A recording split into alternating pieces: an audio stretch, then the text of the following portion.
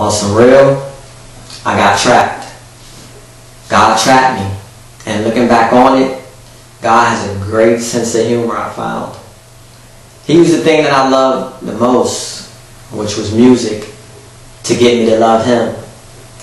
I started young DJing, break dancing, producing, writing rhymes, and rhyming myself. Now the day went by that I wasn't either listening to or making some music. So, fast forward past my teens, I got into the weed smoking, the drinking, the fornication, the whole gamut of sin, to keep it plain and simple. I didn't grow up in the church, so Jesus was far from my mind. I used to think I had it. I used to think that I was that dude. I used to always think that I looked this good and I dressed that fine and dapper, and I had it all. But it was one day that I recall that I looked in the mirror, and I was going to that mirror to tell myself that I had it and have a good day, and I heard a voice say to me, "You don't have it." And I looked like that. I could see it, on my face. And it was from that day forward that I said, I need something. I need something different. I need to stop smoking. I need to stop drinking. I need to stop these things that I'm doing. But I didn't know what that thing was that I needed that was going to make this big change in my life. Little did I know that it would be Jesus. So here's the trap. It was the Church of God by Faith on Adams Street in Rochester, New York. Somebody told me about the choir and the band there, said they was just that good that I had to hear them and I had to see them. And for me, it didn't matter where I went to hear some good music. It didn't even matter.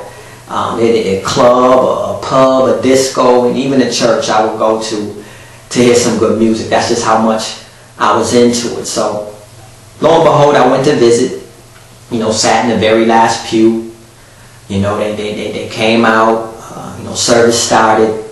They said a prayer, did a song, did the announcements, took the offering, and did 2 songs, and then the pastor came up. So that was like the normal, regimen. Those 3 songs that I heard blew my mind. I never forget. Sister Tina sung like a songbird, man. It was just the Lord at the time planting seeds, and I didn't know, and He used her and that choir and that band to do so. So I would visit, I would go back. I knew how it was going to happen. I knew I was going to get high after I came from there, but it was, come in, say the prayer, do the song, do those announcements, take that offering, the 2 songs, and the pastor come out, but I would always leave before the pastor could get up.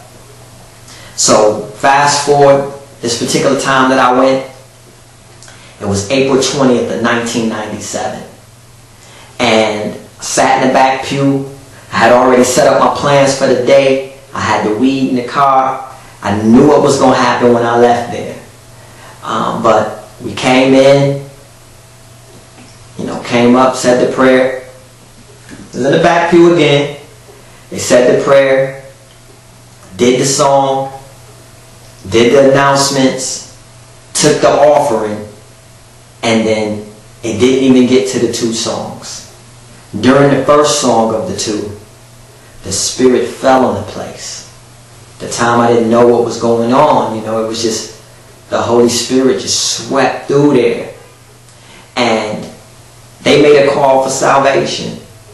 And I heard a voice. I didn't know what that voice was then, but this was the same voice that I heard in that mirror. I recorded it. The voice said, "Come to the altar. Come to the altar today, and I'll show you me." And I'm looking around and I'm like, yo, I don't know who you is, but I'm not coming to no altar. These people looking at me, and I'm not coming. And the voice again said, "Come. These people don't know you. Come to the altar right now, and I'll show you me. I'll show you who I am." I waited a minute. I took one last, look around, and I would just step out my seat. You know, I went to the altar. I said the prayer of salvation. And my life changed, you know, from that day forward. I was always one of those people who thought you had to be clean to come, with the little bit that I did know. And I definitely wasn't clean. And if I'd have waited, I'd never went that day. So that's my story. That's how I got saved. And it was the best day. April 20th of 1997, the best day of my life.